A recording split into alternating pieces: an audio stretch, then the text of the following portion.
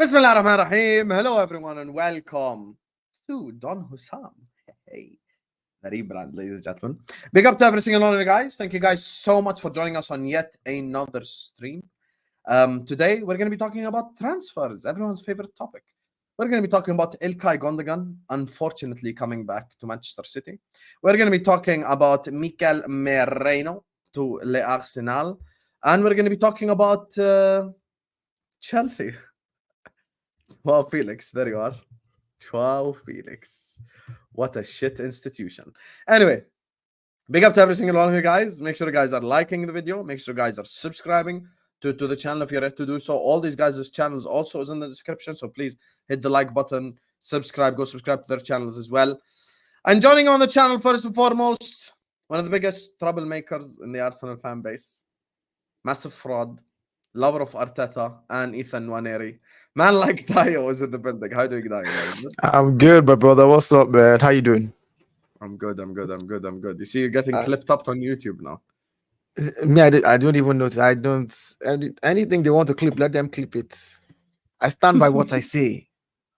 And if I'm wrong, I'll apologize. And if I'm right, I will laugh at them. That's it. That's why we're here. Facts. Joining us next on the channel is a guy making his return, ladies and gentlemen. Returns are always special on the channel. Obviously, he was really busy this summer with him moving, with all that different type of stuff. But now he's back. Essentially, joining us on the channel, ladies and gentlemen, is everyone's favorite ginger fraud. Man like LB is in the building. How you doing, LB, man? Yo, welcome in people to the channel. Hope you guys are doing well. Make sure you're smashing the likes, man. Get these likes up there. Make sure you are subscribed as well to Don Hussam. I seen the name change, man. I like it. I rate it. And I find it very ironic how you've asked me to come on a transfer show when your football club is not doing any transfers. You know what I mean? He's got to get fans of other clubs on his channel to do a transfer show. Otherwise, he'll just be sitting there saying, guys, it's Liverpool. We're not signing anybody. End of stream. It'll last 1 minute, man. So 30 seconds. 30 seconds. Yeah, I get it. I understand. You 45 seconds to take a shot at me. 45 seconds, all it took, and you're already taking shots at me immediately. I just, bro, I come in peace. But, you know, it is what it is, man. Listen, if I didn't have other clubs to talk about, this summer would be long. So yeah, let's just put it that way. Joining us as well, having to explain the Joao Felix transfer and his shit institution, to be honest with you. Everyone's favorite liar on YouTube. He claims he deadlifts 200 kilograms. Everyone knows that's a lie, you know, but we all love him anyway. Man like Ahmed, the bridge. How you doing, Ahmed, man? You good? We can't hear you. Damn. Can't hear you. That's like Jackson. Oh, sorry, my bad. I forgot that the mic was actually on me. My apologies. But big up to everyone. Hope you're doing well. Hope you're having a wonderful day. Listen, man, Chelsea and transfers, at least we're the final boss of that one. So big up, man. Your mic is moving like Chelsea Football Club. Of course it is. 1 second. It's moving mad. Yeah, it is. Andrew will be joining us as well in a little bit, because I always like to get Chelsea fans together because they end up fighting. Big up to all of you guys. Big up to my guy Off Meta Professor, who says, if Virgil, Trent, and Salah leave on a free, is that the worst transfer business of all time? I mean, Off Meta Professor, that has to be the worst question of all time, because the answer to that, by far from everyone, should be an absolute yes. I mean, if Jamie Vardy is 37 and he's scoring goals in the Premier League, then definitely Salah will be scoring goals. I would say, how old is Salah now, Hassan? He's 31 or 32. So he's probably worth, at the end of the year, what, like 70, 80 million, I would say. Trent is probably worth 80 million. And then Van Dijk's probably worth, what, like 30, 40 million. So you're looking at, effectively, let's just call it 200 million pounds worth of player leave the football club on a free transfer. If that happens. I mean, I think it's unlikely that all three of them leave on a free, right? But if that happened, that's 200 million pounds worth of footballer. That's insane. That would be quite incompetent, I have to say. Yeah, but they've given their return to the club, man. They already gave their return for what they bought for. They've been there for a minute, you know. Yeah, but for me, I want them to stay. It's not even about I agree with you. I'm playing devil's advocate here. Like that would be insane to let them go, but if they've already won you stuff, they've been there, That's why they've done that, blame them, they've engraved their names as club legends. All three of them will be remembered in Liverpool. For as long as Liverpool exists, people will always talk about them. So yeah, if the club don't do right by me and I've done that for the club, I'll leave for free as well. I'll get the heck out of there. I hear it. But anyway, we're not here to talk about Liverpool because I rant about Because he my doesn't club want to every speak day. about Liverpool. Yeah, why not Liverpool, bro? You know what I mean? Listen, Okay, no problem. You know what? Okay, as long as none of you bitch in the private chat about I have to leave in 5 seconds. So you want to talk about Liverpool? Yalla, go ahead. LB, you're so excited to talk about Liverpool. We'll start with Liverpool then. Tell me, what do you want to say about my club? Go ahead. I'm just here to speak football, bro. I'm not here to spread hate. I'm not here to do this, man. I just want to have a conversation, speak football. I just, I don't know why you have to be like this and shut down the conversation. I'm not. You want to talk about Liverpool? Go ahead. I'm giving you the floor. Okay. Let me tell you about Liverpool. Yeah, your club is a disgrace. Yes, your club is a disgrace. The owners, the board are shambolic. Your club is in unidentified chaos. The media in this country and around the world who cover football, right? They should be looking at Liverpool now and going, what the hell is going on at Liverpool Football Club? We've already mentioned the 3 players out of contract at the end of the season. Yeah. No signings through the door. PR about how Slot just wanted to review his squad. No DM. Yeah. Using Gravenberch as a DM to try and wing it and get away with it. No new defender. Joe Gomez apparently wants to leave. No new attacker. And nobody in the media is talking about how bad this is. Because in 12 months, and I think the reason is, because right now, this season, I think you're going to be okay. Because you still have Mohamed Salah, you still have Van Dijk, you still have Trent. In 12 months, if those players leave, and it is a big if, because I'd be surprised if all 3 of them left, but if those players leave, goodbye Liverpool challenging for the Premier League for any time soon. Goodbye to Liverpool, even maybe getting top 4. And I'm not saying that to like cook your club or anything. I'm saying it because I'm confused. I'm confused as to why there isn't more uproar. One in your fan base, and I know on your channel you cover it. I hear it. I watched your stream the other day. But I just don't. I really don't. I'm confused, bro. I'm so confused, and I think there's a lot of PR going on at your football club. I do. I think there's a lot of PR going on at your football club, but I don't really get it. Yeah, and the thing is, I thought, with Liverpool, this was going to be like the transitional season. Like, I was like, okay, maybe they're going to bring in actually a few more players this season to help, when Salah leaves, you've got someone else that's like had a season alongside Salah, someone maybe Van Dijk, and like that's not even happened at all. So it's like, if these guys do leave, you're essentially starting from scratch. Like, if they're not good enough, right? And if you're doing the same FSG model. So I'll be honest, I was very surprised by that, by Liverpool, because I thought usually. But last season, Liverpool did something crazy like this, where it was towards the end of the window. They just went in and signed about 2 or 3 players after trying to sign Caicedo, right? I don't put anything past them till the window closes, man. Like, this is the thing about the transfer window, because it's not happening when we expect it. I mean, we can have these conversations now, but let's be realistic. If the window end of the window comes and they've signed 2 players in midfield overnight, like, what do we say then? You know what I'm saying? So I always wait till the end of the window to then assess the team and be like, all right, this is where they are. But the Liverpool team is good enough right now, and whatever pieces they want to bring have to either be better or complement them. And if you look at the market right now, let's be honest. Let's be honest. Look at the market. Defense, midfield, offense. Let's look at it. Who are the standout guys that you can say, okay, well, let's go get these guys and they'll make us better if Salah is not there. There are players out there. You can't sit there. No, I'm not saying they're not there. What I'm saying, no, LB, I agree. There are good players out there. Don't get me wrong. There are good players. I'm just saying, for a club like Liverpool, you're expected to replace Salah with somebody either very close to Salah or somebody just as good. You're not getting an understudy to study him in one season. But I'm not even speaking about that, brother. I'm speaking about the DM position. Yeah, that's what I'm saying. Now, the DM, they still have between now and the end of the window. So yes, it doesn't look like they're doing anything. The window closes. I am going to clap them. Then I can clap on Liverpool and be like, you guys, like, what are you doing? Because I've seen Dayo, can I tell you honestly why more people are not losing their mind? And I'm sure, by the way, you guys genuinely will probably agree with what I'm about to say. I actually played LB's terrace video on my channel And I said everything that LB was saying on his clip is 100% fact. Listen, I always say this to people. If someone's spitting facts, forget who the messenger is. Listen to the message. Say, oh my God, he's a City fan, 115 charges. Forget all this. Listen to what he's actually saying. And what he's saying is 100% right. The PR machines are spinning for Liverpool. It's absolute rubbish. Liverpool Football Club should be cooked on every Sky Sports, ITV, etc. thing right now. We're the only club in the top 5 leagues that have not signed a single player. Prototypically, when you get a new manager, by definition, LB club has done it, Dayo club has done it, Ahmed club has done it. When you get a new manager, by definition, you're supposed to back the new manager. You spent 2 months of the transfer window waffling. Oh my God, Slot has to assess the squad. Okay, Habibi, he assessed it. He told you he needs a DM. And you're telling me, out of all the DMs available in world football, only Zubimendi improves us. Do you understand how stupid that logic is? That is the most stupid thing I've heard my whole life. Obviously, there are DMs that improve us.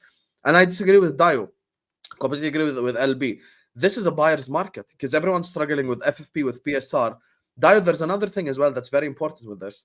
Liverpool and Spurs are the only clubs from the top 6 clubs that could spend shitload of money this summer without having a single problem with FFP or PSR. Because you've seen yourself the numbers and the statistics over the last 3 years. I think Liverpool have only spent about 160 million euros, 3 years combined together. And even now, like we just sold Fabio Carvalho for 28. We sold Bobby Clark for 10. We're about to sell Seb van den Berg for 20. Like we've sold so many players and the money's there. So for me, it's not a matter of Liverpool don't have money. It's a matter of Liverpool are not spending the money, and it makes no sense because all 4 of us right now. But that's what I'm saying, though, Hussam. Hear me out. Let me just say this. The Ederson makes Liverpool better. Alan Varela from Porto makes Liverpool better. If you wanted to go Premier League, Adam Wharton makes us better. There's plenty of DMs, plenty of midfield options that make us better. You're not going to rely on Gravenberch for a whole year. Ait Nouri, Dayo, even you who don't even follow probably Liverpool news would have known the first week of the transfer window, I made 15 thumbnails with Ait Nouri on them. Every day, reports from Algeria, from France, couple of Premier League reporters, Ait Nouri wants Liverpool, Ait Nouri wants Liverpool. Centre-back situation the same. We can name so many exciting young centre-backs who can come in like a Lukeba, like a Todibo, like so many centre-backs. We cannot just go oh, Yoro, you don't want to sign for Liverpool. Ah, khalas, bye-bye. And I'm not going to come to the super chats yet, but this is facts from Nasser. Gordon, Inacio, Ederson. These 3 make us title contenders. Let's all transform to a magical world. And I'm going to give you guys back the microphone. And tell me honestly what you think. Imagine you wake up tomorrow, Fabrizio Bomba. Liverpool have signed Anthony Gordon, Ederson from Atalanta, the DM, and Inacio. Would you, specifically Dayo and LB as well, no disrespect, Ahmed, but you're not in a title race. So I'm not saying it in a condescending manner. I'm just saying because they have to worry about me more. All right, fair enough, yes. So would you guys not be worried about Liverpool more if this super chat happens? Of course I would. Of course I would. That's why I said I can't clap on Liverpool until the window closes. LB, that's what I'm saying. But I agree with you 100%. Yeah, but you can shout them down for the way that they're handling this. The way they're handling it, yes, you're right. If they end up signing a couple of players in the next 11 days, right, and they're good players, we can all go, oh, that's actually good signings. Even Liverpool fans can say, yeah, we've done good. You can still criticize the way that they've signed those players, the process, the method, yeah.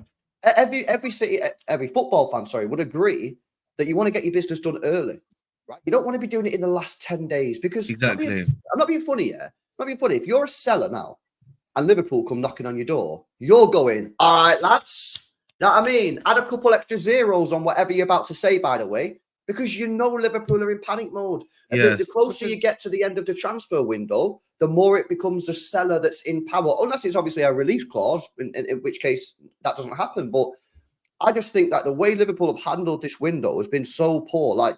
If it was me, I'm just going to tell you what I would have done if I was Liverpool, yeah? I would, as soon as the new manager coming in, the window open, I'm getting a DM in the first couple of weeks. First 2-3 weeks, I'm getting a DM. Because why? Because Liverpool need a DM. And then Arne Slot can come in and say, right, we signed this DM because you're not signing the players. We do as a football club. You're a head coach. But then you can say, right, we also need a defender and an attacker. We'll work with Arne Slot to identify the right ones. But that DM, mate, that DM should have been in straight away. Yeah.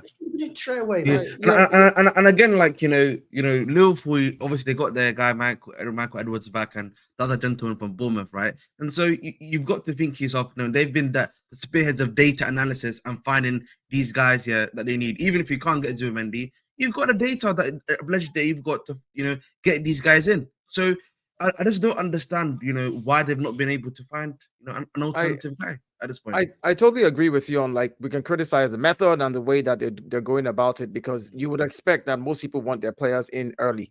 But context as well, this was a different type of window with the Euros and the Copa America and all of that for the first month of the window. So a lot of teams are like, all right, let's step back, let's wait till all of this is done. I'm not using that as an excuse. I'm just saying, by the time people started getting players in, that competition had eaten into 4 weeks of the window. So the window looks smaller to us now. It's like it's almost here, But if transfers had been started like before those tournaments started, I guess maybe it'll be a different thing. But yeah, you're right. Liverpool, the way they're going about it, it's their issue to deal with. Bro, it's atrocious to me. I would expect that they would have gotten players in by people in by now. But just quickly before you go, that thing about the Copa America and the Euros for me is too easy of an excuse to let the club off.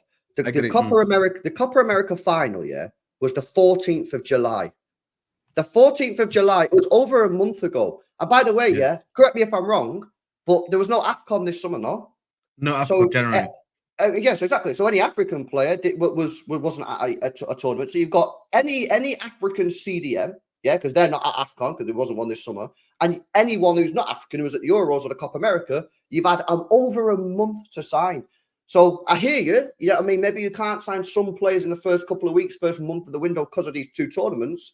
But you could have signed any African player, and you've still had over a month to get a European or a South American through the door. You're right. I hear. Look, I'm just saying, like, I don't. Sorry to interrupt, but Andrew's in background, guys. You get me? So Ahmed's backup is here. You get me? Thank you. So, man like Andrew is in the building. Big up, Andrew. Let me fix this. Two Chelsea guys in the bottom row. How it should be. How are you doing, Andrew? You good? Batman is never back up for Robin. You should know that.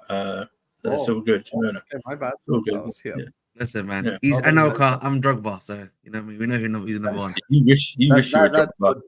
That's good. You're Broha, bro. That's what you are. I'll say this to Dayo, and I don't know if he agrees with this. The reason why people aren't going all out on Liverpool is the following.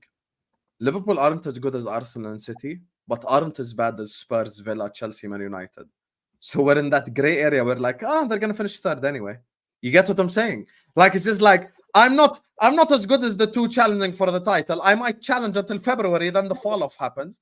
But I'm going to finish third because I'm not as bad as Chelsea, Man United, Aston Villa, Spurs. So it's not like I'm going to get dragged into a Europa League race or a Champions League race. We'll end up there just by definition because we have Mo, because we have Alisson, because we have Van Dijk, because we have Trent. Now, if we didn't have those players, this team would finish 10th without signings.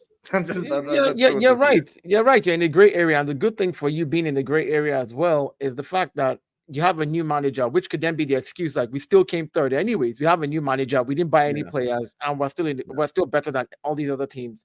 So I think maybe that's what your owners, your management are thinking. Like, look, we're in a good place to actually see what happens if we can renegotiate new contracts with the likes of Van Dijk and Trent and Salah this before the end of the season. If they're willing, let's try to work on that this season.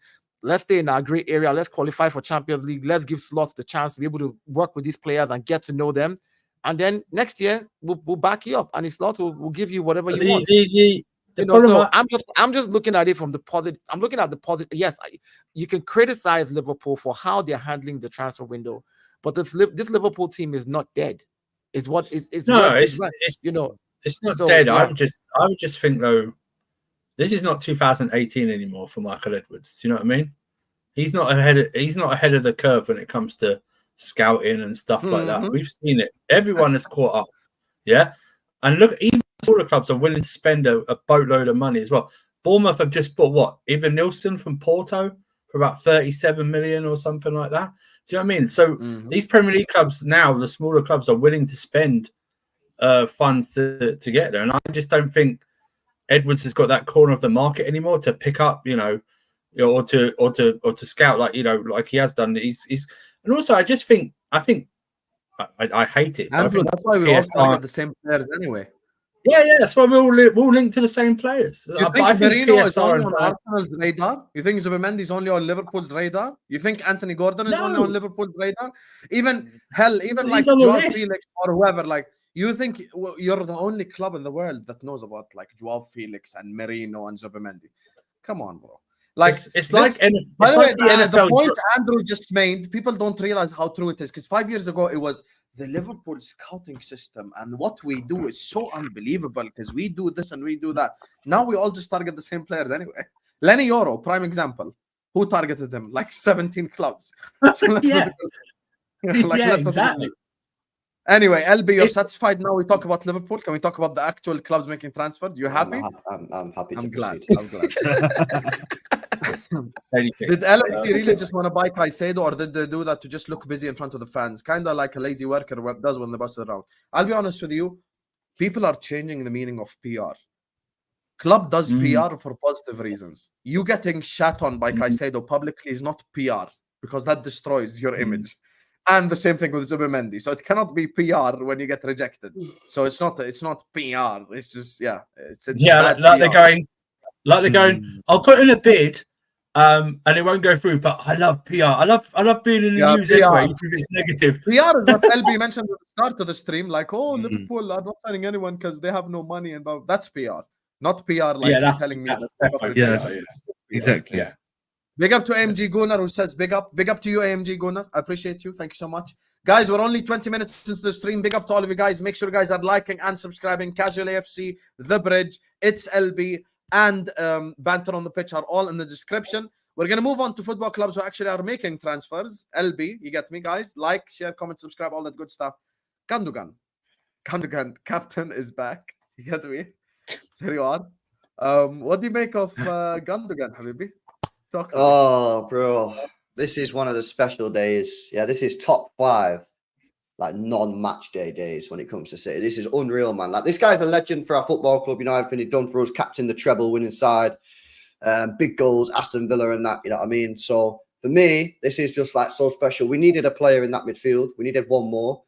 And it just so happens that Barcelona want him gone because they need to open up a space in the squad. And we're here to take him in. So I'm buzzing with this. I honestly think that this pretty much seals the Premier League again for City. I would be very surprised if we didn't win the league.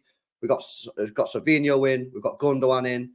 That is like excellent business. Do you know what I mean? Like, we didn't have to spend a lot to get those players in, and I think it makes us stronger. I don't think Liverpool, as we spoke, will be good this year to win the league, and I don't think Arsenal have done enough in the transfer window to overtake City, because that's what they need to do. So for me, this is unreal business. Is it a short-term solution? Yeah, but short-term solutions are not always bad. If your club's always making short-term solutions, then that's not ideal, right? But a short-term solution here or there, every few years or whatever, is not a bad thing. We can now wait, because the thing is, people are like, we need to be signing Wharton. Hang on a minute, yeah. Wharton's played 16 games for Crystal Palace, and people want me to spend 16 million on this guy. Let's give him another year. Because I tell they want 80, by the way, Palace want 80. Okay, exactly. So you're not spending 80 million. That's something we would do. Well, yeah, probably is. So now you wait a couple of years, and then if you have to pay 100, you pay 100. But at least then you have 1-2 years of Premier League experience. You know you're going to have him for the next 10 years. I'm buzzing, man. I genuinely think that we're going to win the league again now. Like, the City fan base is buzzing because of this signing. We've got Savinho, who looks class, and I look at Arsenal, and just like every summer, I just feel that they just don't do enough. Obviously, again, with caveats, window still open, blah, blah, blah. At this moment in time, I would be very surprised if we didn't win the league, man. I feel, listen, let's get to the Arsenal section when we get to it. Let's just keep it on City for now. The other guy I want to ask you about, LB, before we kind of open up to the panel. The other signing you made this summer, first of all, is the Gundogan stuff confirmed? Because I've been trying to find it hasn't been confirmed yet, right? It's on its way. It's on its way. It's on its way. The other signing I want to ask you about, LB, because we haven't really spoken this summer. He's played the first game obviously against Chelsea, and that's Savio. What do you make of the Savio transfer? How you feel about it? Obviously, it's only been one game, so I know you're not going to go over the top and go mad. But how do you feel about him as a signing? One game you've watched him so far. What do you think? He's the new Mahrez, bro. Yeah. 1, 2, 3, Viva Ajuri. I had to check this guy's passport. I didn't realize he was Brazilian. He looks like the new Mahrez, man, with a bit of pace. I think the way he moves, very similar to Mahrez. Mahrez is a bit more better on the ball. No, not a bit more. He probably is quite a lot better than the ball because Mahrez's touch was unreal. But Savio's a bit quicker. I've seen this guy quite a few times last year for Girona. I've done the Girona watch-alongs because I knew we were signing him. And he looks very, very good. Still young, obviously, only 19, isn't it? So, like, I don't want to get too carried away. But our winger options are stacked now. Like, we got so many, like, good wingers. It's the best, I think, in terms of, like, the collective wingers that we've got. I think it's the best we've ever had. I really do. You know, optionality is there as well. Yeah. And Fulham. Who? Henderson. Joachim Anderson to Fulham. David Ornstein announced it just now. That's a good signing for them. It's a good signing for them. But 30 million. 30 million. 30 million. Yeah, he was sick last year, to be fair, bro. He was good. No, so I'm saying that's low, isn't it? You think it's low? Yeah. It's low. I don't know what Pants are doing. When it comes to City, I'm buzzing with our signings. You know, we've not had to spend a lot of money on this, but we've got what we needed. We've got what we needed, man. And now if someone leaves, we can react and spend the money, but we're chilling. We're ready to go. And yeah, I just think I'm well confident, man. I think I'm more confident now than I was last year. Because last year we downgraded, right? Everyone agrees that City downgraded the squad last year. We lost Gundogan. We brought in Kovacic. We lost Mahrez. We brought in Doku. That's downgrade. That is, and we lost Laporte as well. That is downgrade, yeah. Whereas now we've upgraded. We've got Gundogan back. We brought in Savinho, and who we lost? Do you know what I mean? So I think we've upgraded. Alvarez, but Alvarez wasn't going to play this year. That's the thing that people keep on forgetting. No, I'm just saying who you lost this one. Yeah, we lost him. But the thing is, Alvarez wasn't going to play this year because half of his minutes that he got last year, he got when Kevin De Bruyne was injured. So them minutes have disappeared. And, you know, he's good at Alvarez, but he was never going to play, man. So I just think we've got better. Also, I think that Gundogan would do a better job in the role you're going to ask him to do than Alvarez. What you would have asked him to do. I just think Gundogan. I think Gundogan, apart from City, if City went in the race, I think every top 6 club should go for Gundogan. Every top 6 should go for him. He's going to be in a conversation in 10 years, or we should be. He's going to be one of the most underrated players to ever play football. There's not going to be any list until someone says Gundogan, and you go, "Oh yeah." Do you know what I mean? Yeah. You don't think about him. Do you not think that? Do you not? It's sensational signing. I mean, that's just. Imagine this. Like, would you take Gundogan at Liverpool thinking it's an edgy question? The answer is yes. It's not an edgy question. No. Everyone would want him, like everyone, literally. Yeah, and literally the thing about Gundogan is, bro, he's also a clutch player. When he needed. Yep. Yeah, I think this with Gundogan is a clutch player. You know, in those games that Man City might need just to get over the line. You already have Rodri who's been doing it recently, but now you've got the guy that was doing it before Rodri. So, that is an even better advantage to have now. They've got more players that can do that for you. So yeah, Gundogan, man, and he's a captain. You know what I mean? Leadership is always key. Yeah. Dayo, what do you make of Gundogan? Oh no, that's there's no. I mean, you replace Gundogan with Gundogan. What are we talking about here? Like it is what it is. You're replacing the same player with. He is. We all know what he's about. We all know what he brings to the team. So I think it strengthens City. And I've seen people say, "Oh, if Gundogan comes back, then they'll swing it more to it swings more to City's chances of winning the league." And yeah, with Gundogan, they get stronger, they get better. But the one thing I like so far that Arsenal is doing, and my club is doing, is the fact that we strengthened where we were strongest at the most last season as well. So we strengthened in defense that we're strongest in. So the defenders that the likes of Gundogan and Savinho and all these people will be facing are a different class of defenders this time around. It's not the same old leaky Arsenal defense. So there's going to be something for them to have to deal with. I mean, with what's his name, Zinchenko and the likes, and injury-prone Tomiyasu at the back, we held them to a draw at the Etihad. And now that we have more, I think, slightly better defenders, if not even way better, in the likes of Jurriën Timber and Calafiori. So they're also going to be facing a different Arsenal team. So when people say Arsenal hasn't done enough, I just smile. I'm like, well, we probably haven't done enough in front, but you think we need a striker. But we scored 90 plus goals last season We scored And you know 5 what, Dayo, since you're on the scored 4 Arsenal goals. topic, might as well. Let's just kind of segue it to talking about Merino and Arsenal here. 620 people in the chat. Like the video, guys. Subscribe. Big up to every single super chat. I'm giving guys the shout out at the end. Merino obviously is the topic for Arsenal. Like, subscribe, all that good stuff. So, Dayo, since you're talking about Arsenal and improving and strengthening, Merino is coming closer to the Arsenal situation right now. What do you think, my brother? I think it's a good deal for us. I mean, already, like I was saying, as regards to our defense, already looking good. Now, throw a Merino and Declan Rice in front of that defense, and let's just see how the likes of every other team in the Premiership will do against that defense. I think that defense will stack up against anybody this season, barring any injuries, as long as they're fit. Barring any injuries, they will step up to any team. And for me, that's a key place. But when people, I know everybody like Arsenal hasn't done enough, and I'm like, we scored 4 goals less than City last season, right? In total, we scored 91, they scored 95, I'm not mistaken. So we scored 90 plus goals last season, regardless of when we scored, because there's this myth that, oh, you scored between January and April.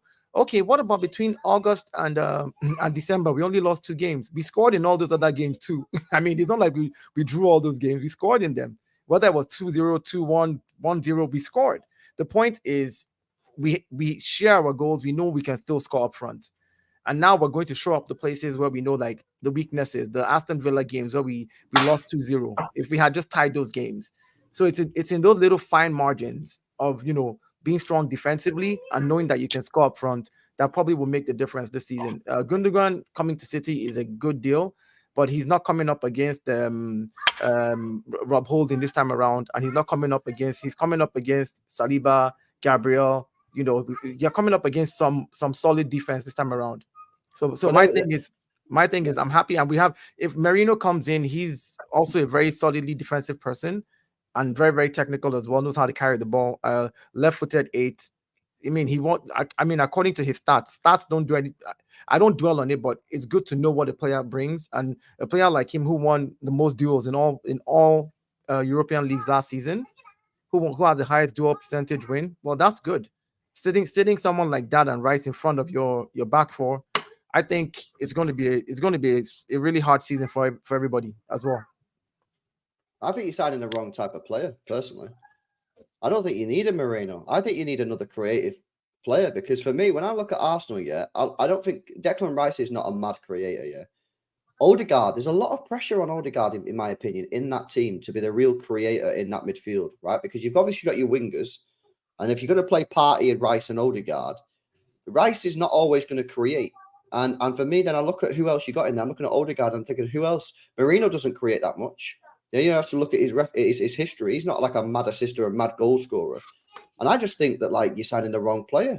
I don't think you need this. We're signing him, but it looks like we're signing him for a different role, though. You're thinking that we need a creator, and we're saying already we know that we can still score goals from set pieces. Our defenders score. Last season, defenders contributed 14 goals to Arsenal. Arsenal's defense, I think 14 or 15 goals. Set piece goals were like 20 goals from set pieces. So we will score goals. We know how to score goals. A player like Merino is not brought to come and be a creator, but to come and actually stay in that midfield as well, carry the ball when he needs to carry the ball, crash the box when he needs to, and help out defensively. Make sure you guys do not score against us. That's really what we're trying to do. So well, no one could score against you last year anyway. You had the best defense in the league. And that's why they had that's what I'm saying. Nobody could score against us last season, but you're bringing Gundogan back, so we need to show up our defense some more. You see what I'm saying? If last season you and I got in the boxing ring, right, and you defended all the time when I threw punches, and then I go train with Mike Tyson this season, and he's teaching me how to duck and hit you, you're going to go learn how to block some more so that you don't get hit. So that's what we're doing. While you guys are strengthening and you're trying to make sure your midfield and your attacks are good, we also need to strengthen where we're strongest at. And I think we're strengthening in our defense, because we know we can score goals in multiple ways, right? Already. So we already have that in the bag. We can score in multiple ways. Our open play goals may not be a lot, but if you give us the chance and we control the game, we dominate, we know how to also control the ball. So if we're doing that against teams and we're pinning you down and we're getting, free kicks and corner kicks, and we're getting set pieces, and we're scoring from those, and we're scoring open play goals, when it's time to defend, you have Declan Rice, you have Merino in there, and then you have our back four. Like, you literally are going to struggle to get past those 6 people, is what I'm saying. So yeah. But like, again, you only had I think you only conceded 29 goals, if I'm not mistaken, last season. So Yes. it's just, the point I've always made is that I don't know how much more we can get better. Yes, Calafiori is a great addition because, as someone who's watched them before, right, and during Timber's gonna be coming back. But for me, defensively, I know for defensively, the defense was your issue. I thought for me more so than anything else, the issue you always had was the key moments that you needed to score. You just weren't able to score, and I thought We weren't clinical enough. Yeah, we weren't clinical enough. in like the you last didn't time. have that guy that could, go from zero to make it from 0 to 1, essentially. And for me, I thought you were probably going to look for someone like that can actually be clutch for you in those moments. That's what you were missing. If we did that, we would be shooting ourselves in the foot. I'm not saying we don't need that person. Don't get me wrong, but other teams are strengthening their attack. Even though our defense only conceded 29 goals last season, you're bringing in the likes of Osimhen and you're bringing in Joao Felix, and you still want me to just depend on my defenders from last season that you can watch all their games and find their weaknesses. I have put in 2 new defenders, Timber and Calafiori as well, to tweak things up against you as well. So that way you don't really know what you're coming up against.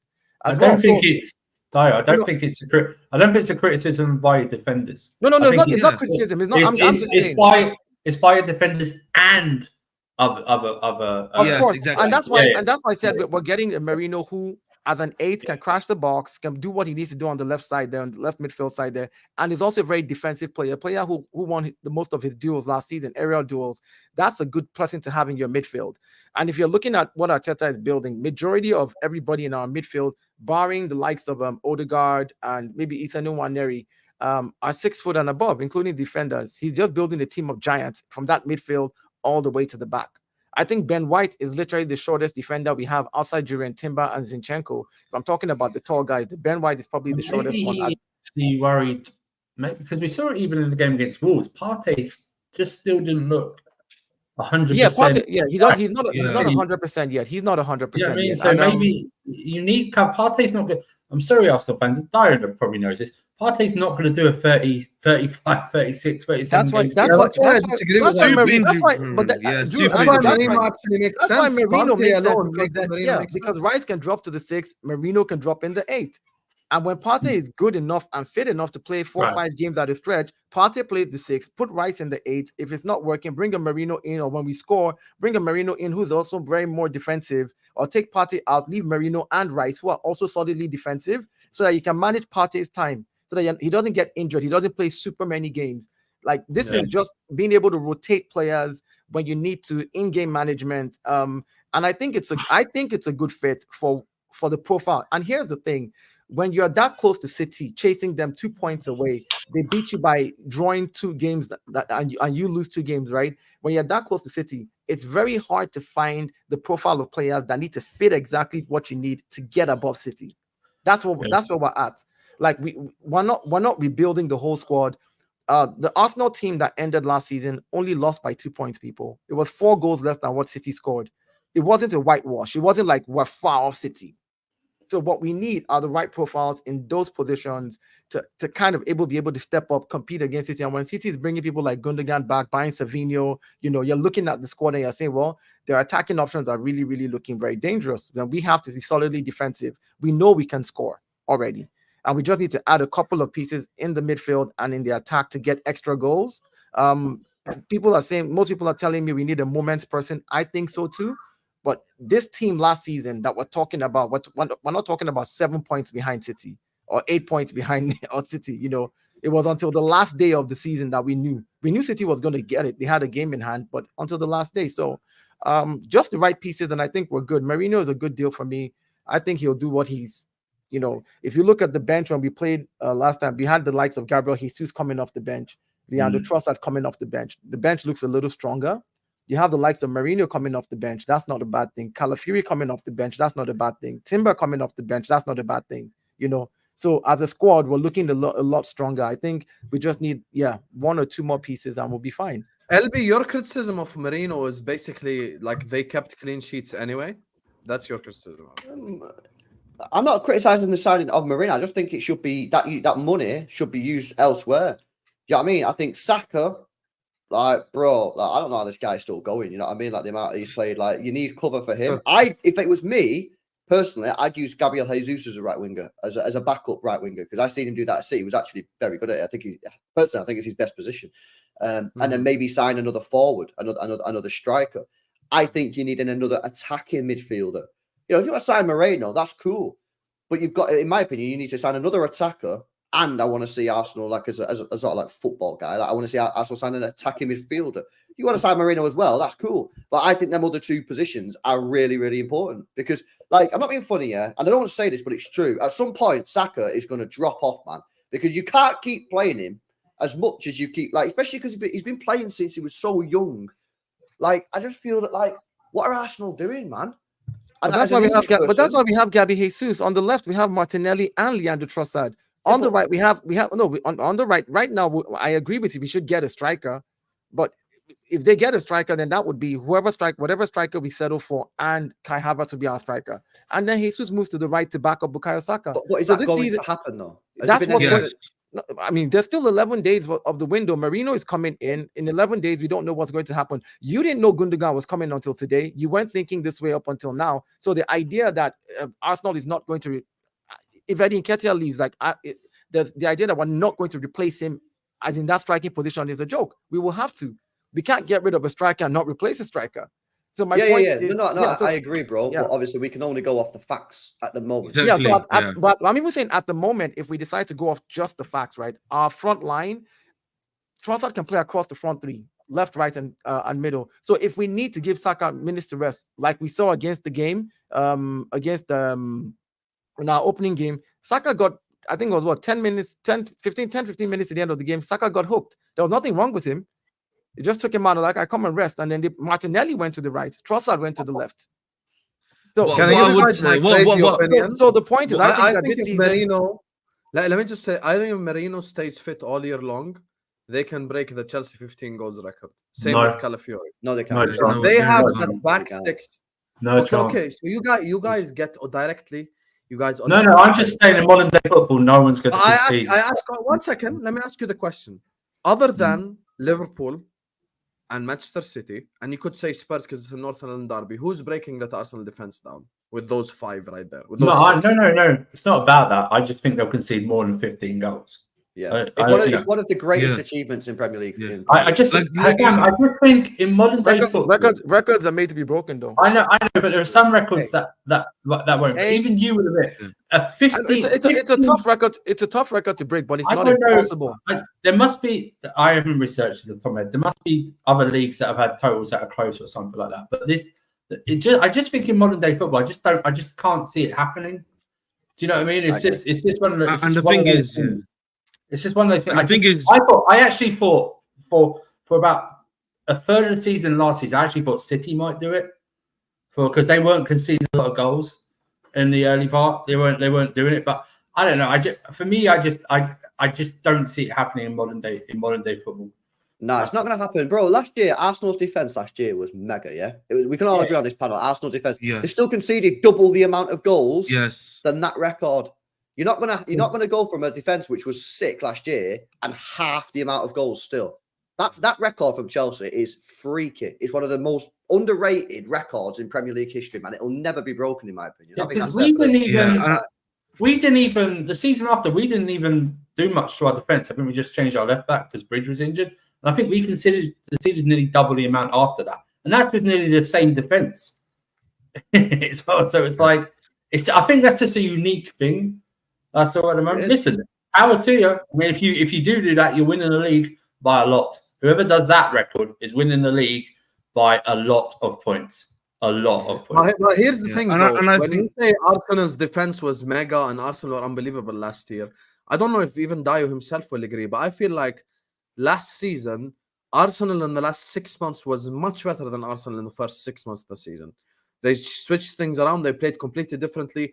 I'm looking at the last 6 months of Arsenal. If they can replicate that defense for the whole year, that's when that record is in trouble. That's what I'm saying. By the way, what I'm saying is not even crazy if you think about it. I just think for me personally, what it is, it's just that you're always gonna have one or two of those games where you log off and it becomes like a 4-3 or like a 3-2. You have one or two of those games usually, and then that just adds up to more than 15 over a season. That's what it is. Especially particularly. But even in this, Look at the two Yeah. games against Spurs for Yeah, but you Arsenal. have Do you know what I mean? That's what I'm Defensively, they saying. weren't because it's a Bro. derby and it's all impassioned and stuff like that. Yes. Sometimes Yeah, but you that also goes out realize the that window. majority And of you the know, goals, you- majority of the 29 goals came in the first half of our season. In the second half, Yes. starting from January till May, I think we probably conceded maybe only 6 goals. No, you January conceded to May. 13. I've just checked. Oh, In 13. the Yeah. The you second, yeah, conceded 13 you conceded 13 goals in in the the first second half. In So the so second if half of you the if you so if you replicate that, you'll We do replicate that. 26. No, You I'm still do saying, no, 26. so if you replicate that, you probably do, because the first half of the season, you're saying we considered 13 in the second half, which means we considered 16 goals in the first half.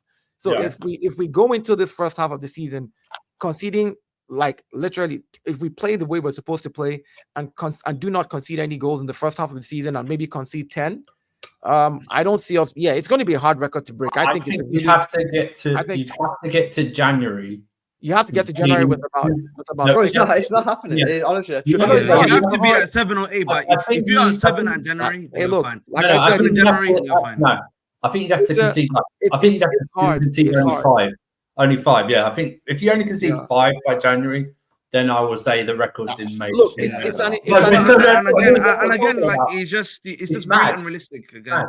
Oh no, Yeah. like I Yeah. look. My thing is, I'm just happy that we shored up where we were strong. I don't care about the record. If the record gets broken, all well and good. Yeah, It's a record. It's a record that is hard to break. I'm not even clamoring for it. But if I'm strong at something and I shore it up again, because everybody's saying Arsenal's defense was good last season. Yes, it was, but majority of our goals came from that left-hand side. If it wasn't Tomiyasu that was injured, we had to play Zinchenko. If we didn't play Zinchenko, we played Kyria for a few games, and then he began to suck. Like, it was always one thing or the other on that left-hand side, and we got found out on that left-hand side a lot. And I'm sure if I go check the stats, a lot of the goals that were scored against us came through that left-hand side. So now that we're shorted up with a bunch of more capable players, I think that it's just going to be harder for everybody this season. We know how to score goals, and we should be able to do that this season. So yeah. The thing Well, is, as I well, think it's probably even harder now, the fact that VAR's here, because like when Definitely. Chelsea did it, Chelsea probably had, and I'm not digging your record, there was probably times when there should have been penalties given to the other team, but they Yeah, weren't given. man. Now Extra. VAR's here, then penalties will be given, and that'll make it harder to hit the record. I genuinely say Yeah. like that record that Chelsea done, And man, usually, was freaking. man, you know, you usually get like 5 penalties that go against you anyway. So it's like within the season, maybe even more of VAR. So again, it's just a very, very hard thing to do. If you do it, man, I'll be honest, man. That's GOAT defense, man. GOAT defense. But if you do that, you win the league. Don't you? That's as simple as that. No, I'm not saying. I'm not even just saying that from a legal side. You I'm just only saying it's concede your like defense. 14. Your defense is literally just like the best, like ever. If you can do, if you I can think see the, that. I think really, the, I think Just the, to I think 15. the issue will be, is he gonna? Because I know he started with Zinchenko at the weekend. I don't know if he'll continue to do that. It's like, when do you put Calafiori in? When do you put Timber in? Yeah, you know but what I mean? he answered that question. I mean, the idea that people try to shoehorn a player and say, well, because he started him, it means he's going to start him all season. Football is Yeah. changing. Managers are changing. Managers are becoming very eclectic. Like, Calafiori will suit certain games. Timber will suit certain games. Timber came in for Zinchenko when we realized, okay, look, here's the deal. They're beginning to cook Zinchenko. Initially, they weren't cooking him as much. Now he's getting cooked too much. Timber came in and did the business. And you saw Timber going to the right. We literally played with the back three. There's something I want to say, Dayo, because your point that you just made is very interesting. People say Arteta's copying Pep. You know who Arteta really is copying? Simeone. And I'm not saying that in a negative connotation. I think you look, I'm actually saying it in a positive manner. What he's doing is actually, because people say, oh, Arteta's just copying Pep and blah, blah, blah. I'll be honest with you. I watch Arsenal and they look very similar to Diego Simeone. Because here's the thing. This is what I learned from the Wolves game. Okay. For me, the defense wins you titles thing is true.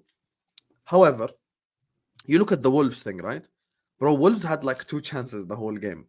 And that's Wolverhampton Wanderers, who we all consider at least a decent opposition to face in the Premier League. So now put the bottom 10 home and away against Arsenal. Who the hell is breaking them down from them? Because this Arsenal are becoming so savvy and smart with the way that they do it. Look at the signs. Forget the result. Beating 2-0 at home Wolves is not that impressive. We all can agree. It's not like, wow, you beat Wolves 2-0 at home. We agree. But look at how these guys, the whole game, made Wolves have two shots. That's it. Like 2 shots on target and khalas. After this, you're not going to get any chance. One was the header from Larson, which was a phenomenal cross. And the other one was the shot towards the end. I think it was from like the right winger or the thing. So for me, and this is the question I want to ask you guys, before we move on to Chelsea. Off Meta here is saying, I think all rival fans of Arsenal agree. If Arsenal win nothing this season, Arteta deserves an extension. LB and the Chelsea fans, are Arsenal winning it this year? Are Arsenal winning it this year? Is this going to be the year that they break the duck? No, I, in my personal opinion, as long as Pep Guardiola is in this league with Man City, it's almost bang on. It's like 99% chance. Did you say that in 2020? Yes. I said it But then. we and I was proved saying you that. wrong? Yes, you proved us wrong. But listen, it's up to us to prove me wrong then, innit? But like, I'll be honest with you. I just think Guardiola is, we talk about how players are inevitable. I feel like him as a manager and what he does with Manchester City is inevitable. I'll just be real. I don't think people are going to appreciate how big when Gundogan resigns, it's not just the player Gundogan. It's literally getting a family member back. You know what I mean? He literally is installing a good feel factor back in, or even more so in. He doesn't have to know. He doesn't have to settle in. He doesn't have to wait around. He can literally hit the ground running. Like I said earlier, I think you get good. Even if you kept Alvarez this summer, I think Gundogan's a better player for what you're asking Alvarez to do. Exactly. You know what I mean? To But be that here's the second problem, Andrew. There is a genuine problem, and you know it. If Haaland gets injured, God forbid, because I never want any player to get injured. If Haaland gets injured, last year you had Alvarez coming. Now who you gonna have coming in? Well, apparently we're signing a striker. Who? I don't know. It's going to be released. The other journalists are going to release it tomorrow, but apparently we're signing a striker. Fair enough. Wow, If you sign a striker, fair enough. So, but the thing is, Sorloth is your guy. Sam, Ahmed is right. Sorloth, I'm telling you, that's if the I best speak on shout him, by Ahmed. listen. If Chelsea listen. listened to Ahmed and signed Sorloth, they would be so much better right now. I'm telling you right now. Listen to Ahmed. He's spitting. This See guy what wanted to keep Sorloth- Gallagher, man. I'm not listening to this guy. Hey, listen, man. you can hate me all you want. When it comes to my scouting department in football, my scouting department. But you know what, man? What I will say to like back up, what's it called? Man City slightly is that even if they do lose Haaland, we've seen before, bro. They played that false nine thing before, and they can still Pep will just make it work. He'll find a new way to make it work, bro. So, that's why I say he's inevitable, bro. That guy, he'll find a way. I think Arsenal are winning it this year. I'll be honest with you guys. I really do. Okay, I tell you what I think Arsenal have to do, first of all, if they want to beat us to the Premier League. I think they need to beat us home and away. Because straight away, that's 6 points. I've been deadly serious. I think if they want to win the league, I think they've got to beat us home and away. Because straight away, that's 6 points. You got 6 points over us, right? I think drawing at the Etihad, drawing at Emirates, whatever, that's not good enough. I think you got to beat us home and away. You got to take those points off us and get above us, yeah. And then they've got to forget about City, and they've got to put a mad win streak together. And I know they did that last year, still, but you've just got to do that. Listen, you're obviously coming against one of the greatest managers of all time, right? You just got to do what you can do and see if it's enough. Beat us home and away, and see what happens at the end of the May. Go for the Champions League. I still think the standard of football in Europe is poor right now. So I still think Arsenal are probably top 5, top 6 teams in Europe. Give that a go. And obviously, I know a lot of Arsenal fans don't really care about the Carabao Cup and FA Cup right now, but I still think that you need to, build that winning mentality. So winning the domestic cups, I don't think help. I think will help the situation. I was listening to I agree with that. I actually second that. No, I mean, even if Arsenal win the Carabao Cup, it makes them smell blood. But for me, the reason I hear everything, by the way, everything you guys are saying is valid. I think predicting City to win the league or Arsenal to win the league is not crazy at all. Anyone else, it's a bit mad because there's 100 ifs on everyone else. But with these two, here's where I genuinely go like, okay, you know what? I see the Arsenal thing. Arteta and Arsenal have been going through like a journey. Like it's been like 8th, 5th, 2nd. And you could tell that they're just ready to take that next step. And for me, once again, the defense thing is that what's making me think that they're going to win the league. Because you guys are right in the long term. Listen, Havertz, Martinelli, Trossard, it's not like, oh, wow, they're such a scary attack. We know this. They're not that scary as an attack.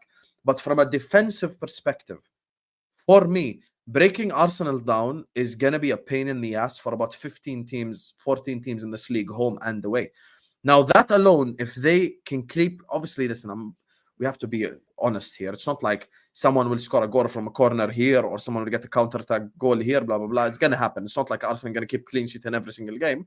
But I'm saying they're so defensively solid to the point where I genuinely think that they're going to win the league. And this is what Sean is saying here. He's saying our defense now is phenomenal. And with the additions of Calafiori and Timber, we have a depth in our back line. We need Merino and Deal done to complete the left side and another attacker to get over the line.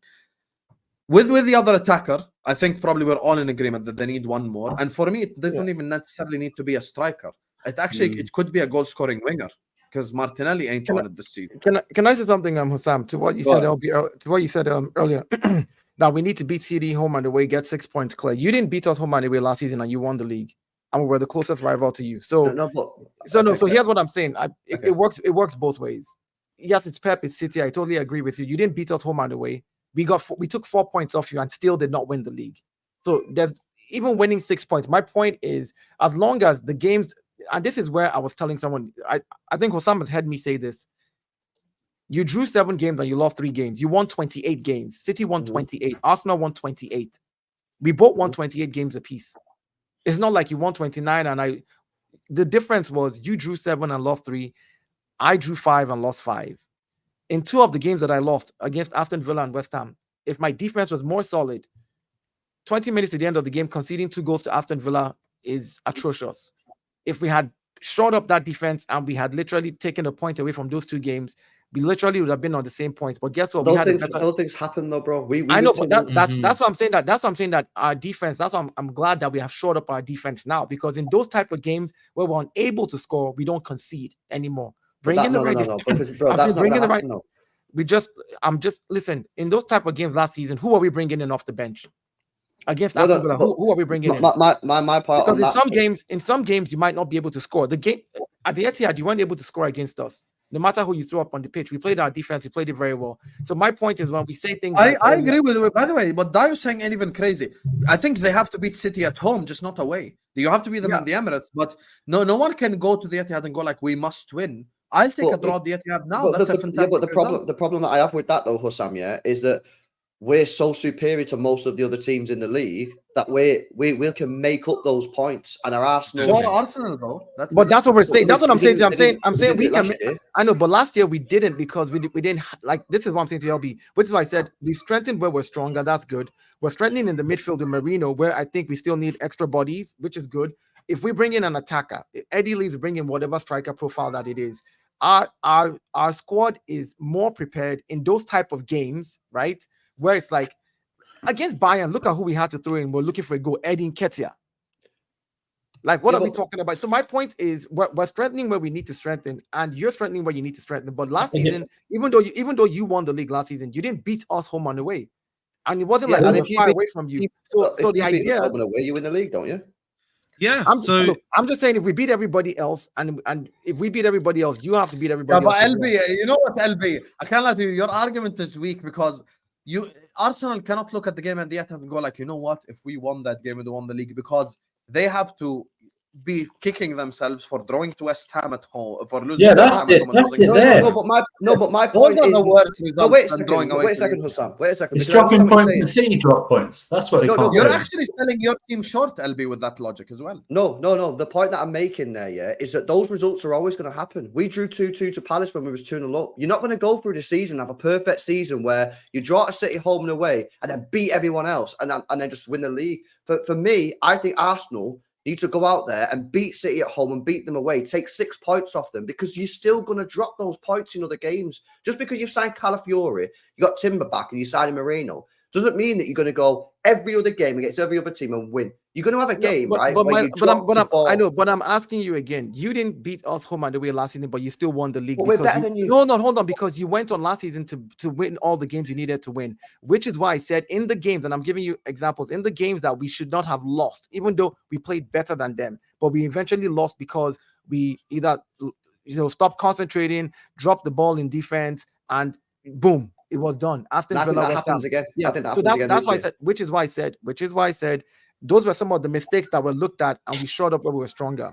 We showed up in our midfield. We showed up in our attack as well. If we take 4 points off you this season, I don't see us losing those games this season, because we're changing personnel in that department. Our left back, our left wing is going to be more balanced. It's not like this week we're playing Kirio, and then we're playing Declan. Then next week we're playing Havertz there, and then we're playing, of course, and then it's Leandro Trossard today, it's Martinelli tomorrow. Our left-hand side, the whole of last season was disjointed. This season it will be more stable, and we've seen it already in the first game against Wolves. Not only did it look more balanced and more stable, it looked really good. So for me, if we fix those little things in those type of games, we don't lose. We shouldn't lose in those games. Take a point, walk away from that point, and be happy with it. Listen, So, bro, I hear what you're saying. because the league is hard. The league is hard. Yeah, no, I agree. I hear what you're saying. I disagree. I think you're trying to perfect something that's never going to be perfected. And that's why I think you need to take maximum points off City. We'll see what happens this season. I think you need to take maximum points because I think you're still going to drop points against random teams. I think you're going to drop the ball. And then I think you're going to regret not going for it against City. But let's see what happens, man. I hear it. Let me just do these 2 super chats before we head over to the most embarrassing club on the panel. Big up to Toka, who says, We already talked about Liverpool. Yeah, man, talk about Liverpool already. You've spent 1.5 billion. And this is your 7th manager in 2 years. And you've not won a single trophy, and you're playing Servette this Thursday, and you're calling me embarrassed. Listen, man. Hey, don't hate on us because you spend money. You know what I mean? You hate on us. I'm sorry, I can't pronounce random clubs. I'm sorry. We can use our wallet. You're playing clubs with numbers in them. F91, B96. It's like a BMW fucking showroom. Big up to Toko. Battleship. What's up, man? Andrew, can we respect the people who sent their hard-earned money supporting the channel? Big up to You Toko. just piss people with money. Why would you? You know, it's unbelievable. Yeah, man, exactly, man. Respect the money. Impossible. Toka, why should I not praise Arsenal? It's the truth. I think they're going to win the league this season. It's not about, it's just the reality. What you want to be, Arsenal are crap. Habibi, I say the truth. Just look at their 19-20 defense versus 24-25. Massive differences. Even the likes of Gabriel. Yeah, I mean, that's gonna, of course, it's going to be different. Like, that's like 4 years apart. And like, you've improved. Of course, it has to be different by that. So. 4 years ago, you had Rudiger. Now you have Badia Chile and this. But like, like, I'm actually backing this. But I'm just saying, like, of course, the difference has to be different. Like, big up to AFG Gunnar, said we made it to the same stage of the Champions League, lost the Premier League on the last day, and are improving year on year. I don't see a gap. You need to improve because we're here. This is a fair point, and that was my rebuttal earlier on. I was like, listen, as much as City are superior to the other teams, in my opinion, so are Arsenal. Like, Arsenal are also superior to the other teams. Listen, Spurs is the North London derby. Liverpool, you have to respect Anfield, and that's going to be a tough game. But other than that, respectfully, I expect them to probably beat like 90%. I would predict an Arsenal win in those other scenarios. So that's what I'll say. Our defense is better than last year. If Merino comes in, we've replaced Xhaka and add a striker in a better position than ever before to win. Here's the thing for me: striker or not, you just need a goal-scoring forward, left wing, striker, whoever. You just need someone to chip in with goals because it alleviates the pressure off of Bukayo Saka. Anyway, guys, we have 900 people watching us. Big up to you guys, but you're all moving like Eddie Nketiah because he's moving to Nottingham Forest. So don't be frauds because we have 900 people in here. We're even on 300 likes yet. Let's get the likes up, you guys. Forest? Yeah, he's going to Forest. He's moving. So I'm telling you, you're moving like Nketiah. You know? No, I said Santiago. Make sure you guys are liking. Make sure you guys. Okay, that's right. No, Nketiah's moving. Whoever, ya habibi, khalas, can I like the video, guys? Like the video. Let's get to 300 likes ASAP. Big up to all the mods as well. Make sure you guys are pushing for the likes. Big up Sean, AMG, Toka, Off Meta, Nasser, Cooler for the super chats as well. Off Meta is back. He says, if Saka or Odegaard get injured, who replaces them with similar quality and experience? If KDB Erling gets injured, City have Bernardo, Foden, possibly Gundo. And I think, listen, that's a fair thing. If in terms of injuries, obviously City have the best depth in the league, and that is 100% fair and 100% accurate. But you cannot bet on the players that don't get injured. They're looking at Partey, who's injury prone. That's why they have Merino. They're looking at the left back situation with Tomiyasu, unreliable. They're getting Calafiori. You know, so for me, you have to look at the players in which you get injuries of Meta Professor. However, no one here will deny that City have the best squad depth in the league. Anyway, guys, Chelsea, keep getting involved in the chat. All that good stuff. Ahmed. Joao Felix is coming to the bridge. 7-year contract, 6+1.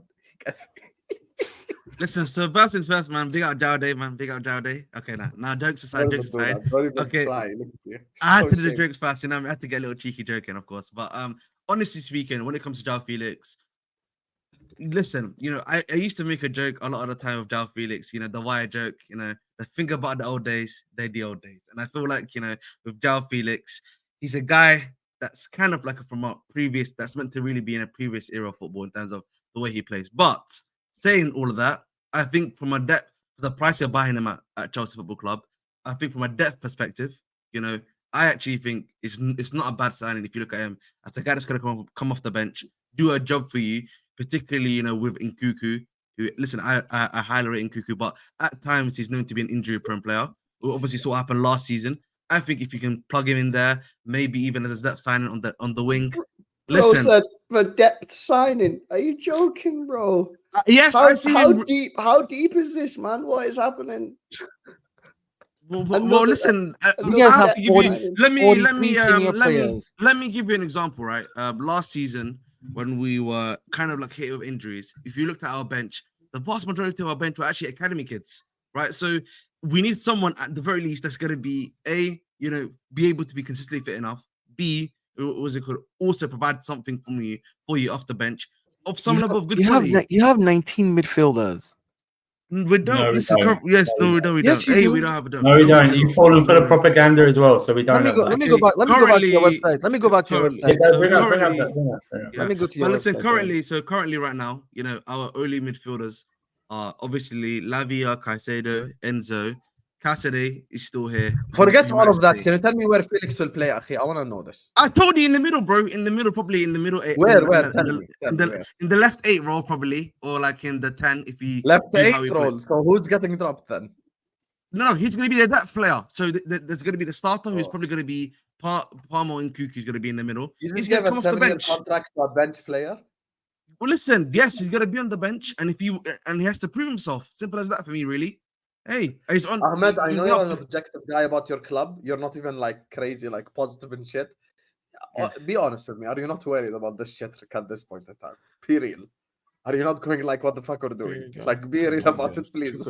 Because I know Ahmed is sat there, staring at the roof of his room, getting notification. Joao Felix is like, yeah, we signed Felix. Be for real about it. How, like, honestly, like.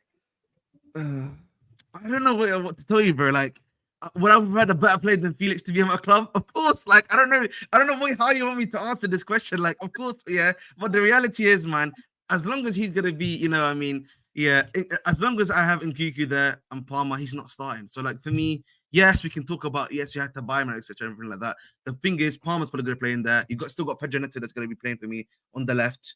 There's guys there that are way more ahead of him on the pecking order. That's what I care about more. But listen, at the end of the day, is the signing that bad? I think at least for the price, I wouldn't say no. But listen, at the end of the day, let's hope he does something. That's what I'm going to say. I'm going to hope and pray. But still no striker, bro. And still got a trash goalkeeper. The thing is, what it is, bro? I hear you on the striker thing. Like, obviously, you can play up on the back, apparently. So it's all good. It's all good. Yeah. The thing is, I will say, obviously, Osimhen, they're trying to bring him in. If they don't bring in Osimhen, I would tell them to get Gyökeres because that's the other guy. I've scouted him a little bit. I like it. I like him as a player a lot more. And so that's it. No, Lewis, yesterday I got a DM from someone. Lewis was on my channel yesterday. And this guy said with a straight face, Joao Felix is gonna play Conference League. and then he gave a smug smile, like he fucking explained. Like he explained everything, like, oh yeah, Joao Felix is gonna play the Conference League. And then he smiled. I'm like, just deep. Imagine. I'm not even trying to do the minerals thing. I'm being serious. Imagine like don't do that anymore. Yeah. No. Imagine 7 years ago, Abramovich era. Kerry Lewis is like, yeah, we're buying a player to play Conference League. What would have been the reaction of the Chelsea fans? Like, there's no way he's coming to for Conference League, by the way. But how far have you fallen that you're signing Joao Felix and you're going like, yo, let's go. We're gonna play him in the fucking Conference League. How far have you fallen? Listen, this season is the redeem season. You said enough. Listen. Let's be honest. This is a ransom signing. This is a blackmail signing from Atletico Madrid, so they'll take Gallagher. This is all this is. And because he played for us and didn't create any controversy, that's why he's joining us. I don't know why. I don't know what their centre back situation is looking like. I don't know why we can get a centre back or something like that. See what it is. listen, Joao Felix. You know me, Hassan. When it comes to Joao Felix, he's one of the greatest free comp players ever to exist in this generation. His whole reputation is built on comps. That's what it is. This is how this fan base, that some of them say standards, gave the biggest, when he was here last time, gave the biggest cheer because he did a turn away at Fulham, and then 5 minutes later he got sent off, and we didn't see him for 6 weeks as we were out of all competitions and stuff like that. I don't know where he's going to play because I don't know what he's good at. I don't know what he's good at. I don't know what he really excels at, apart from little flicks here and there. You know what Andrew's describing? Big up to Elias. I'm gonna quote him here. He's like, he's good, but is he good? Like he just looks nice, basically.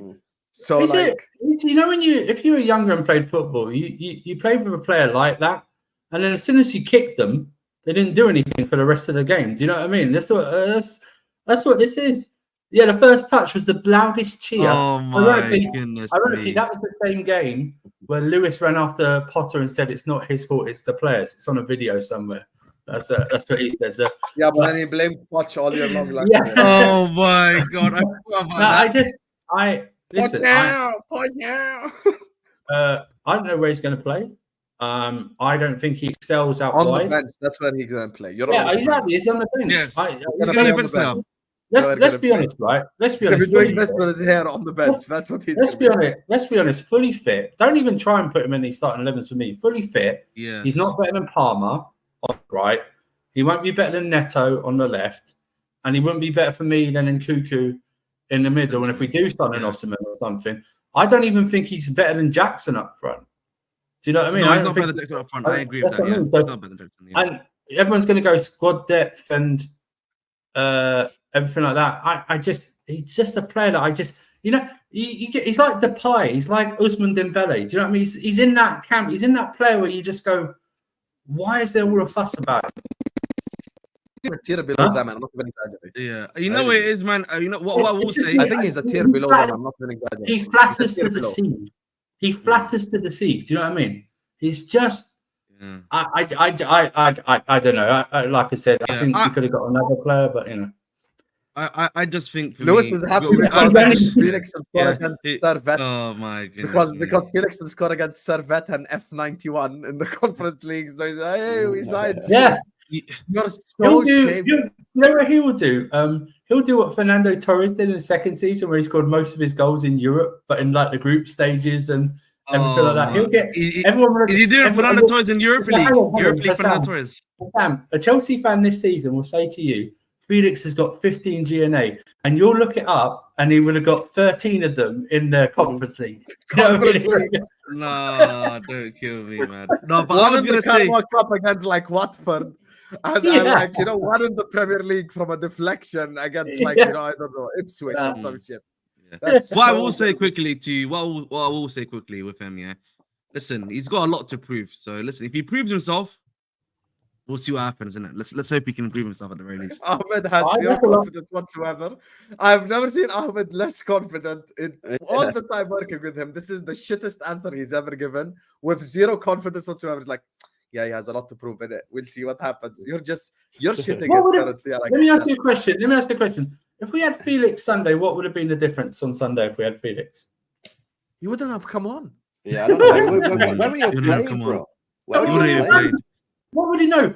Even if he come on, what would he have done? You know, what would he have done in that game? He doesn't. He's not. For me, he's not a move. He's not a needle mover. He doesn't change. You know, when you look at Sam, if we get him away to you and he comes on the bench, do you think Anfield is going to go, holy shit? Oh, Felix is coming out. Do you know what I mean? Yeah. You know how listen, at the end of the day, what we'll say to the guys, yeah, let's give him a chance first, innit? You know what I mean? Give him a chance. Look at this. Dayo's taking the piss. I swear. Dayo is doing the the usual. Update your list, bro. You need to update it. We currently actually only have 29 players now. I just need to add. I need to just add Joao Felix to it, and then Osimhen as well. So I'll make space for them. I'll make space. His graphic design is not hard. I'll just scale it down a little, move it to the left, and put the picture and the title. Oh my day! You know in Squad Builder when you can't. You know in Squad Builder when they don't have a picture and it's just a blank face. Just leave that for people. Yeah, I can start with that. Just do that. That's all it is. That's all it is. That's all it is. LP, you know, usually they call you the blue brother. I want to hear your opinion on this Chelsea situation right now. Tell me. No. Well, first of all, yeah, on the Joao Felix thing, you know how everyone says like, "Oh, he ruined his career going to Atletico Madrid." Maybe Atletico Madrid just got scammed. No one ever speaks about it like that way. Maybe Atletico Madrid weren't the problem after all.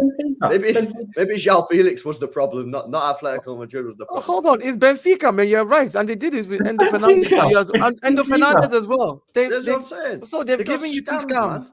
Just Somehow, Benfica has given you two scams. Benfica. Somehow, one through Atletico and one directly. Maybe it's only really Diaz the last few deals that's worked out well. Yeah, for City. The rest of like Ruben, by the way, not Lewis. Huh? Be careful going to Benfica, innit? That's what certainly. They're not giving me Ramirez anymore. I don't know if I'm right, but did Renato Sanchez come from there as well? No. Yes, he did. Yes, he did. Oh, yeah, that's a scam watch. Yeah, bro, they're on scam watch, you know. Yo, they actually are scam. Nah, hey, yo, chat. If you got any other names from and Benfica, Darwin Núñez as well. Darwin Núñez, did he not come from Benfica? Yeah, Núñez. Well, Bro, this is crazy, man. Yo, this is mad. They've actually got a case, you know. You got a case against Benfica, bro. That's crazy, man. This is why that's the whole Benfica, Rico case right there. Bro, this is why Benfica get knocked out of the Euros like early on, because they don't want to get to like finals, because then people start looking deep into their people look into their transactions and then realize they just get knocked out in the last 16 and they're like, oh, we got knocked out again, guys. This is so bad. And then like they're counting their money like this, you know what I'm saying? Hey. Now, but you know what it is, yeah? When it comes to Chelsea, I actually think that if you had a couple of decent players to that, for me, yeah, striker and a goalkeeper, I actually don't think that you're a million miles away from the top four. I actually genuinely don't. I still think there's like issues that you need to resolve, but I think fundamentally you have a decent like defense to like attack, but you need a striker because you need people to like. If you had a decent striker on Saturday, or Sunday, you might have got a result because you had a couple of chances. When Tony would have got us the at least one goal. Exactly. At least one goal. The goalkeeper is not good enough. Yeah, Sanchez is not good enough for Chelsea. He's crap. So get a good goalkeeper, get a striker, and I think genuinely you're. You know what the problem is though, LB? We just bought that guy from Villarreal, Jorgensen. So there's no way we get another goalkeeper. No. The problem I had is instead of going for Jorge Mendes, Client and Joao Felix, we should have gone for Jorge Mendes, Client and Diogo Costa. That's what we should have done. That's what we should have talked to Jorge Mendes about in Diogo Costa or Mamouche-Billy. Because Mamouche-Billy doesn't have great distribution stats. Now that's what goalkeepers are looked at now. Distribution. That's what goalkeepers before they save is if they can pass it properly, like that. And we saw on Sunday. I would have honestly. Sanchez gave a ball away, but even before he scored the second, that pass to KDB was atrocious. That wasn't right to KDB. It wasn't like a deflection or anything. He literally side foot passed it. He looked and still side foot passed it to KDB. Was it him who gave the ball to Declan Rice last year as well? You both are getting called out. Yes, it was. Yeah. So this is what I'm saying. Like, he's not good on the ball. He's an average goalkeeper at best. Go and get a solid goalkeeper. Go get a striker. I think you're in top four conversation. Look at that Kovacic goal, right? That Kovacic goal wasn't a hard shot, and it wasn't in the top corner either. Yeah, that's completely. He still got a hand to it, but couldn't save it. Yeah, but still, you have five. You have five goalkeepers here. You can choose one. We've got 19 or something. You have options. Choose another one. You have options. Both of you guys. Why are you acting like you don't have options? Look at I'm not even cussed out Felix. I don't know why I always get called a disgrace for not saying anything about Felix. Like, I don't understand, man. I don't care, bro. Here's an idea. We were talking about one player. We weren't talking about the whole of the club or whole of the players. And we just moved on to another player in Sanchez who didn't play well. Don't talk to me about defending the goalkeeper when I had Kudachini, Cech, and Courtois all in that row before we got to Kepa. So don't talk to me about defending Sanchez. He's rubbish. Sanchez is rubbish. And Joao Felix, listen, Joao Felix is a personal opinion of mine. No one else's. He flatters to deceive. I hope he does well and proves me wrong. But until he does that, I'm still going to be hesitant to see what he can do because I don't know what he adds. And Big Mike, you know, I actually have a problem with your mindset. And I'll tell you why. The first 15 minutes of the show was all five of us essentially criticizing Liverpool for this Premier League transfer window. And I've agreed with everything that the guy said. I didn't sit up here and defend my club. Defending your club no matter what is the sign of weak footballing opinions. Yeah. Because make no mistake, everyone is allowed to criticize their football club or certain decisions that they've made or etc. That's just the truth of the matter. I've seen LB do it. This guy supports City. For the first 2 months of the season, he was upset that his club is only signing Savio and nothing else. He was like, listen, we need a Rodri replacement. We need someone to come in, you know, when Rodri's injured, when Rodri's can't play, etc. Give him a rest every now and then. So if a City fan can say his football club isn't like he wants something different. Wait, guys. Axel Disasi might be going to Newcastle. What the flip? What happened? Wait. Almost seen this reported that Axel Disasi, Newcastle might get Axel Disasi if they can't get Gerhi right now. That's what he just reported. Newcastle stepping up. He said talking to Leverkusen's Tap Sober plus expressed interest in this. Oh, my apologies. Yeah. Okay. Well, let me do it. But you guys, you guys, sometimes I want to slap you when you start like spamming the chat with Bomba. Habibi, Bomba is complete transfer, not interest in Disasi. Yeah, exactly. Yeah. You're gonna time out everyone who said Bomba. Let me scroll up now. Listen, I just wanted to say something. By the way, Ahmed and Andrew have been very objective about their football club. Negative when need to be negative, positive when need to be positive, and just being critical. And that's just normal.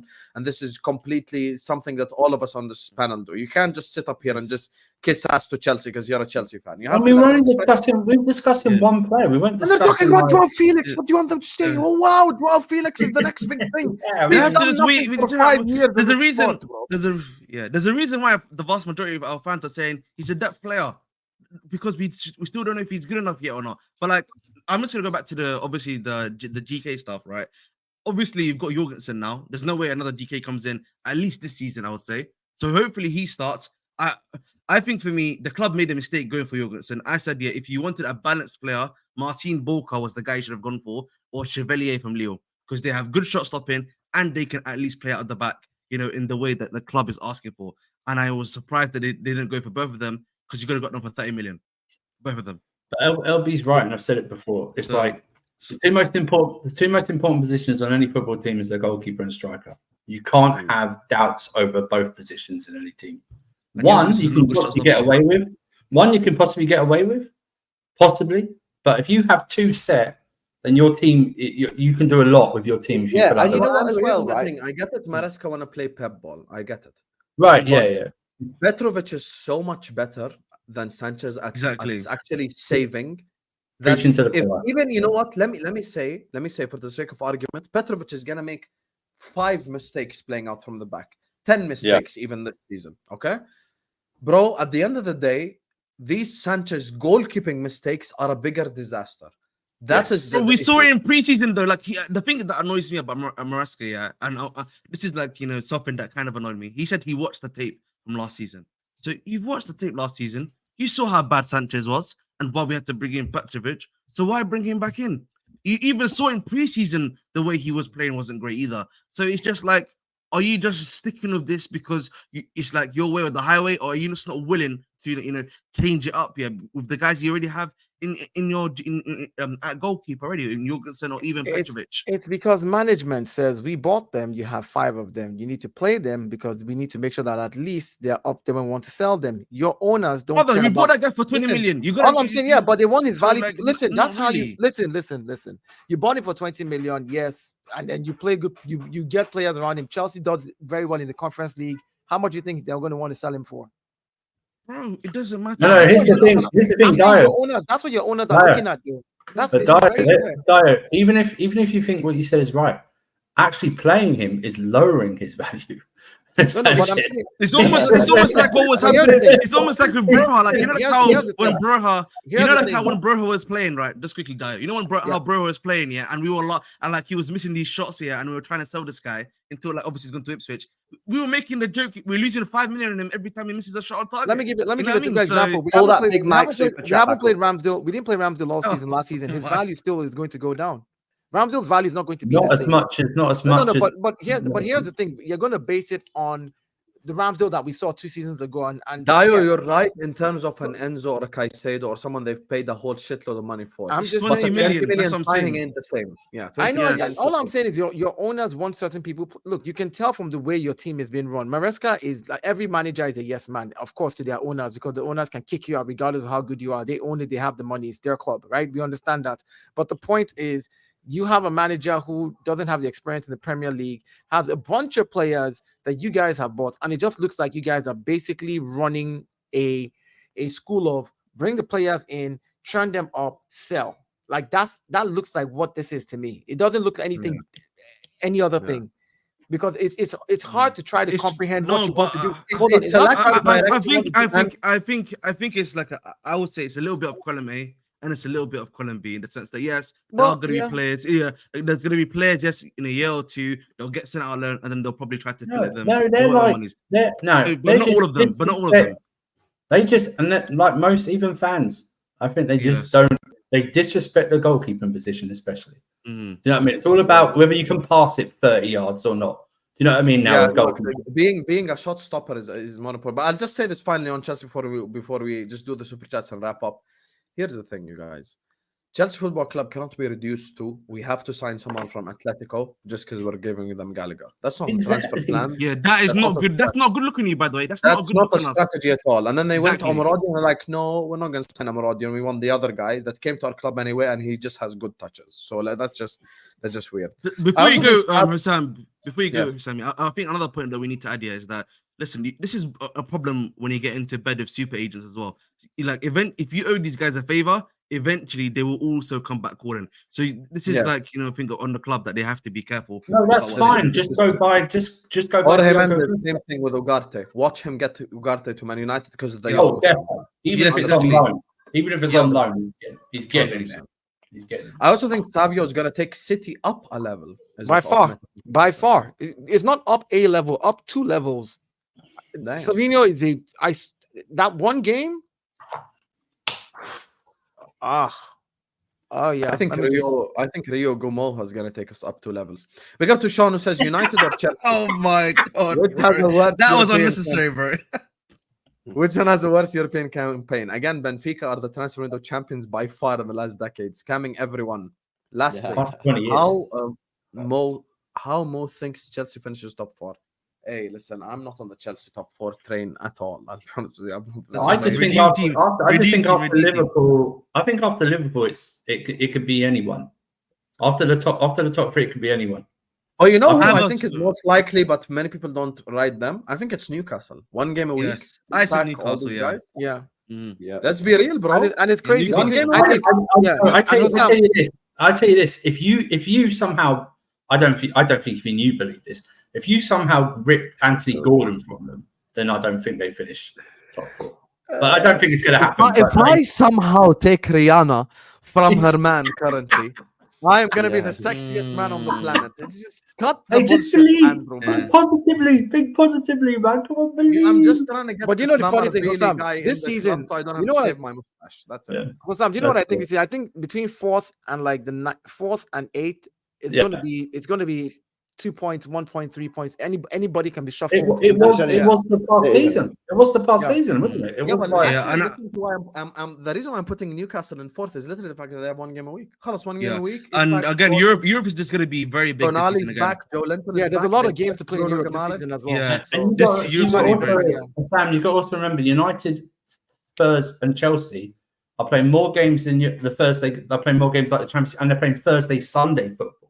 As well, not Wednesday, Sunday, but we're playing Thursday, Sunday. This is big up to you, Sean. Off-mat Professor. Chelsea should sign Diogo Costa at goalkeeper and Tony for striker, and then sell 3 hotels to make back the money. Listen, all I'm saying, Tony has not passed his CBR check, so we're just gonna keep it pushing, man. Has not passed the what check? It's basic security background check. That's what he's saying right now. CBR check. Yeah. Chelsea fans not serious, man. Yeah, you're not serious. It's chaotic. No, but listen, if he had passed that, bro, there's a reason why no other club in England's going after him, bro. That's what I. Why should you know what? Hang on, Ahmed.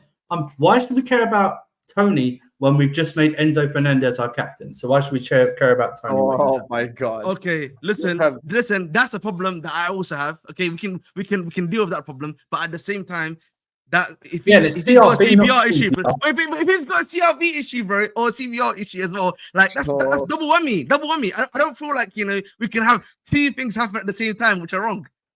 I don't know about you. It doesn't make sense. I need a Chelsea all or nothing documentary, man. No, we don't listen. I would subscribe. I would watch along. We don't need it, bro. Sam, it'd be 100 episodes long. Yeah, you'd have to chop it up into parts. Part 1, part 2, and part 3. It would just be. Wallahi, all or nothing. Chelsea would bang this season. We don't need that, man. We don't need that on a personal level, bro. This Enzo thing, being the captain is yeah. I don't know. I said it the other day, didn't I? To you? I said it the other day. The less said the better on that one. I'll be real. The less said the better. It's funny because people always say, "Hussam, you're just jealous of Lavia and Caicedo, and you're secretly worried about Chelsea." Habibi, I asked 2 days for an answer on Felix. They tell me bench, and one guy tells me Conference League Felix. What I'm worried about, please. Please don't worry about. Anyway, listen. On that note, we're gonna wrap it up here. Big up to everyone who's locked in. Still 800 people even at the end. Big up to Off Meta, Professor Sean, Big Mike, AMG Gunnar, Toka. Big up to Nasser, Cooler for the super chats as well.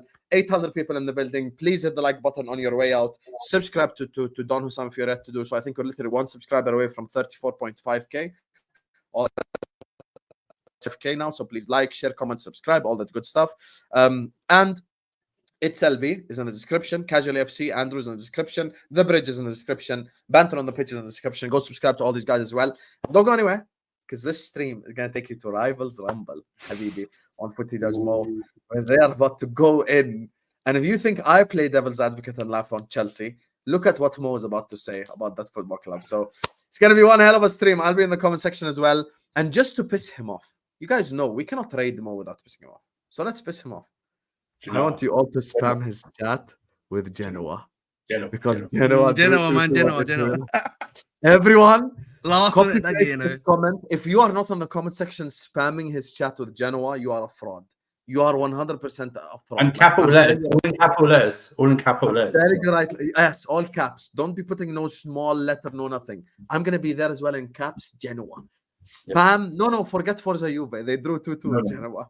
Spam the fuck out of the chat with Genoa. Love you all, and I'll see you guys tomorrow, inshallah, back at 2 p.m. Hussam X Tom Little. Peace.